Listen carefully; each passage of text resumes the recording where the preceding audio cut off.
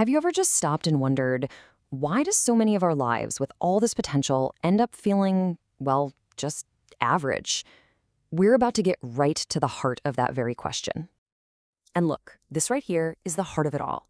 Being average has nothing to do with how much talent or luck you have. It's all about the standards you set for yourself, and maybe more importantly, the standards you're willing to put up with, day in and day out. You see, the trap of being average isn't some big, dramatic crash and burn moment. Nope. It's way, way quieter than that. It's that cycle. You know the one? Waking up already tired, grabbing your phone for a scroll, and pushing that one really important thing you know you should do to later. Do that over and over again, and it stops being a cycle. It just becomes your life. So, how does this actually happen? Well, it all starts with this sneaky little thing we can call the silent comfort trap. And the whole idea is that the very thing that feels the safest, that's actually the biggest threat to your growth. It all kicks off with a choice, a really simple one, actually. You've got two paths, and we almost always choose the comfortable one, right? It's deciding to watch just one more episode, or hitting snooze again, or just taking the path of least resistance. And in that moment, yeah, it feels great, feels totally harmless.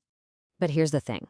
That choice, that little moment of comfort, it has an instant and an unavoidable side effect: delay. The second we choose ease, we automatically push away what's hard but necessary. That tough conversation, hitting the gym, doing that deep, focused work, all of it just gets shoved into later. And this is where it all leads. It's a straight line. Comfort leads to delay. And the pattern of delay, when you let it run long enough, it solidifies into regret. It's a simple, kind of brutal equation, and honestly, it's playing out in millions of lives every single day. And that's exactly why this is such a perfect, insidious trap. An average life doesn't feel like you're in a crisis, right? There are no alarm bells ringing. It feels safe, predictable, even cozy. But that feeling of safety, it's really just camouflage. It's hiding a life of potential that you're just not tapping into. Okay, so it gets worse because this trap doesn't just stop you in your tracks, it actually builds on itself. It creates what you could call the endless excuse loop, where these tiny daily choices slowly start to become the very definition of who you are. It's so subtle you almost don't notice it. I'll do it tomorrow easily becomes, I'll get around to it next week. And, next week just kind of bleeds into next year. And then one day, you sort of wake up and look around and realize, this isn't just a phase I'm going through. This is me now. I'm the person who delays. I'm the person who always waits for the right time. And this is the real gut punch. This identity, it wasn't just handed to you. It wasn't because you weren't capable. No, it was built. You built it, one choice at a time. It happened not because changing was impossible, but because you just didn't choose to.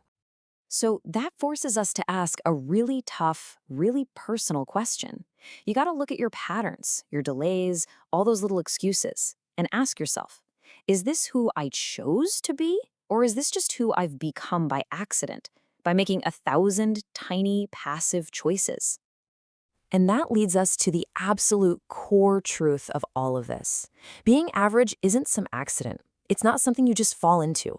It's a choice. It's something you choose over and over again through the standards you're willing to accept from yourself.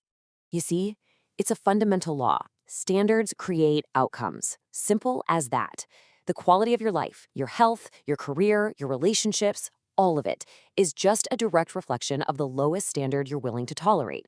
So if you want to change the reflection in the mirror, you have to start by changing the standard. So think about it. If being average is a choice, then being exceptional must be a choice too, right?